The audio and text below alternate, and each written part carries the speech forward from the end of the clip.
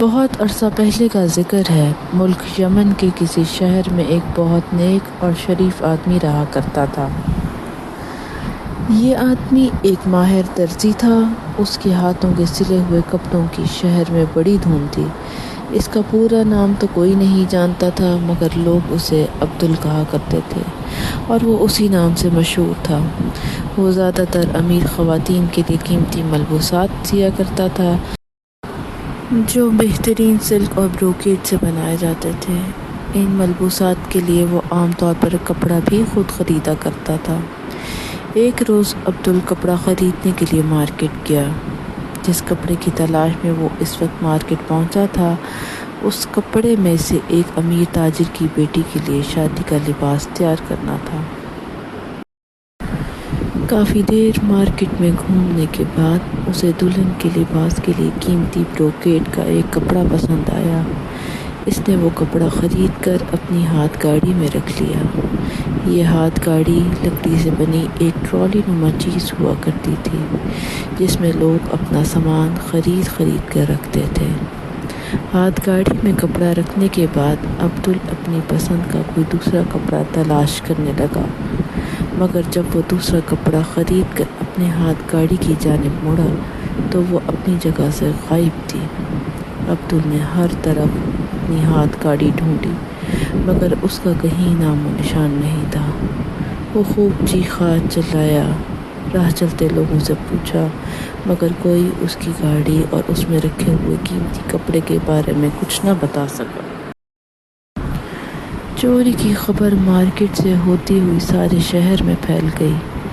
کچھ ہی دیر بعد ہر ایک شخص اس چوری کے بارے میں باتیں کر رہا تھا۔ آخر یہ کام کس کا ہو سکتا ہے؟ عبدل کو اداس اور پریشان دیکھ کر اس کے چند دوست شہر کے مشہور قاضی عمر کریم کے پاس پہنچ گئے۔ عمر کریم کے انصاف کا چرچا دور دور تک تھا۔ وہ حیرت انگیز طور پر مشکل سے مشکل مقدمے کا حل ڈھونڈ نکالتا تھا، لہٰذا اس کی ذہانت کے سبھی قائل تھے۔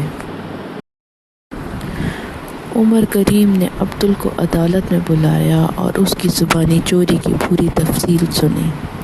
ساری باتیں انتہائی غور سے سننے کے بعد قاضی عمر کریم نے ان تمام لوگوں کو عدالت میں پیش ہونے کا حکم دیا جو چوری کے وقت عبدل کے ساتھ مارکیٹ میں موجود تھے۔ ان میں مارکیٹ کے دکاندار کے ساتھ ساتھ عام خریدار بھی شامل تھے۔ جب تمام لوگ عدالت میں پہنچ گئے تو قاضی عمر کریم نے عدالت کی کارروائی شروع کی۔ کارروائی شروع کرنے سے پہلے اس نے اچھی طرح اس بات کی تسلی کر لی تھی کہ تمام افراد وہاں پہنچ گئے تھے یا نہیں۔ سب لوگ عدالت کے کمرے میں ادب کے ساتھ خاموش بیٹھے تھے، کیونکہ وہ سب قاضی کا بڑا احترام کرتے تھے اور جانتے تھے وہ اس مقدمے پر غور و خوض کر رہا تھا۔ قاضی نے خاموشی کے ساتھ باری باری ان سب کے چہروں پر ایک نظر ڈالی اور چند لمحوں کے بعد عدالت کے باہر کھڑے سپاہیوں کو بلایا۔ سارے سپاہی فوراً ہی قاضی صاحب کے سامنے حاضر ہو گئے۔ قاضی نے ان سپاہیوں کو حکم دیا کہ مارکیٹ کے باہر چوک میں لگے محافظ سپاہیوں کے مجسمے کو گرفتار کر کے یہاں لے کے آؤ، کیونکہ انہوں نے اپنی ڈیوٹی انجام نہیں دی۔ اس کی موجودگی میں یہ چوری کیسے ہو گئی؟ تمام سپاہی حیرت سے قاضی کا منہ تکنے لگے۔ بالآخر ان میں سے ایک نے ہمت کر کے کہا، جناب، آپ پتھر کے مجسمے کو گرفتار کرنے کا حکم دے رہے ہیں؟ ہاں، قاضی صاحب نے فیصلہ کن لہجے میں کہا، فوراً اس حکم کی تعمیل کرو۔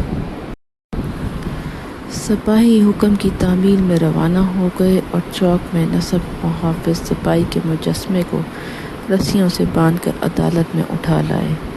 عدالت میں موجود لوگ مجسمے کو رسیوں سے جکڑا دیکھ کر ہنسنے لگے اور ایک دوسرے سے سرگوشی کرنے لگے، شاید قاضی پاگل ہو گیا ہے۔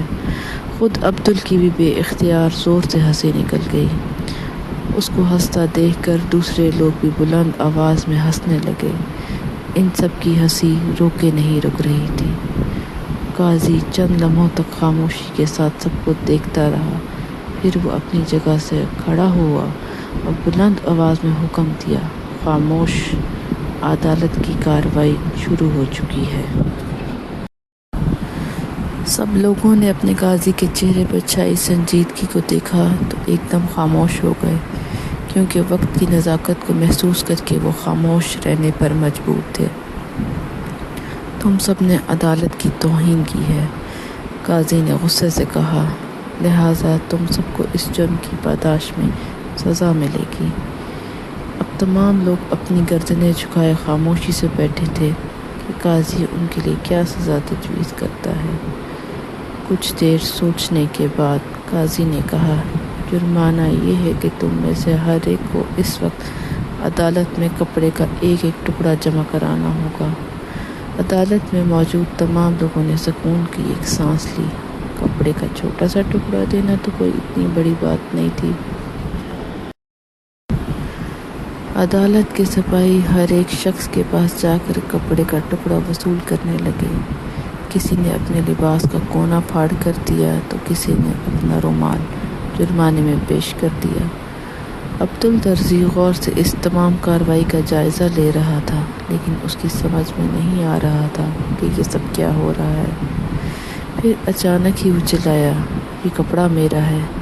اس کی نظر ایک شخص کے ہاتھ میں بروکیٹ کے ایک ننھے سے کپڑے پر پڑی، جس نے اسے سپاہی کو پیش کیا تھا۔ یہ اسی کپڑے کا ٹکڑا ہے جو میرے پاس سے چوری ہوا تھا، عبدل نے کہا۔ دکاندار نے مجھے بتایا تھا کہ اس کے ڈیزائن کا کپڑا کہیں اور نہیں ملے گا، کیونکہ اس کا ایک دوست چین سے ہے اور یہ ایک ہی سوٹ کا کپڑا لایا تھا۔